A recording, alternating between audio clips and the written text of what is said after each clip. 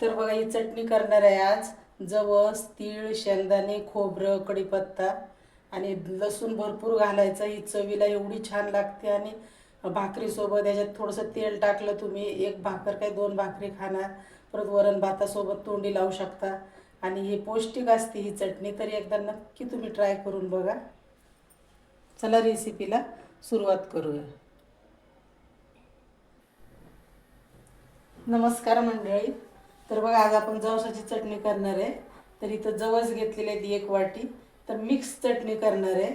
1 वाटी शेंगदाणे, 1 वाटी तीळ आणि 1 वाटी खोबरं, लसणाच्या 20-25 पाकळ्या, 1 चमचा आपण पोहे खातो त्या चमच्याने जिरं आणि कढीपत्ता. कढई तापायला ठेवली.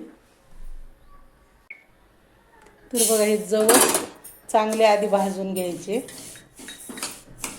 जवस मस्त खरपूस भाजायचे, जोपर्यंत तडतड उडत नाही तोपर्यंत हे जवस भाजून घ्यायचे. बघा हे जवस असे चांगले भाजून घ्यायचे. तडतड वाजायला लागलेत आता, कारण हे थोडे कच्चे राहिले ना आतमध्ये तर मग ती चटणी अशी चिकट चिकट चांगली नाही लागत. त्याच्यामुळे तडतड होईपर्यंत चांगले असे खमंग भाजून घ्यायचे.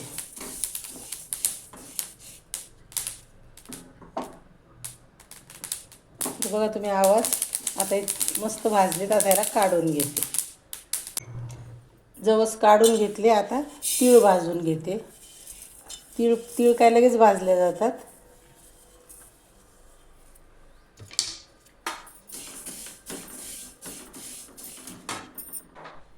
आता बघा तीळ पण भाजत आलेत. आता हे तिळात जिरं टाकते.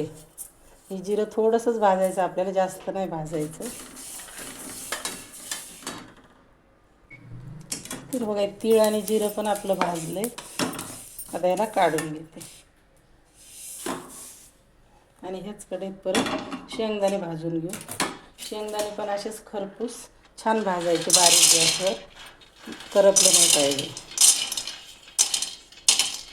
त्याला पण भाजून घेऊ.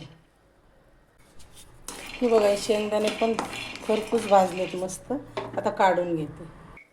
आता हे खोबरं टाकलंय. खोबऱ्याला काही जास्त भाजायचं नाही, थोडंसंच 1 मिनिटभर, फक्त 1 मिनिट पण नाही, बस हे असं परतून घ्यायचं. आणि गरम ह्याच्यातच ते लगेचच भाजलं जातं, कारण मी ते खिसून घेतलं आहे ना त्याच्यामुळं.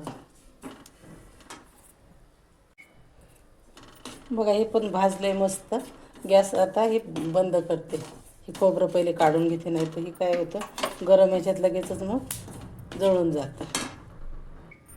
तर बघा कढीपत्ता आहे, हा भाजून घेते.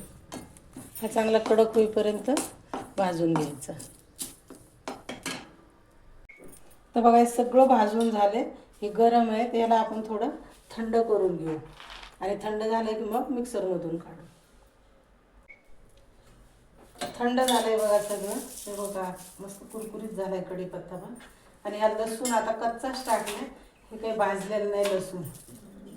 आता याला आपण मिक्सरमधून काढून घेऊ.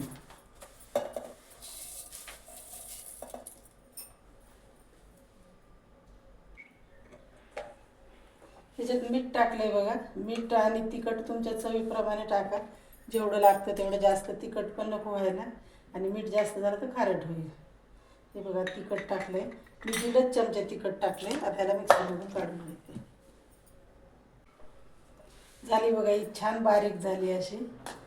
हे बघा मस्त. आणि इतका सुगंध छान सुटला याचा. ही खायलाही एकदम चवीला एवढी भारी लागते ना. तर तुम्ही एकदा नक्की ट्राय करून बघा. आणि आवडल्यास लाईक, शेअर, सबस्क्राईब नक्की करा. आणि कमेंट पण करा कशी झाली ते.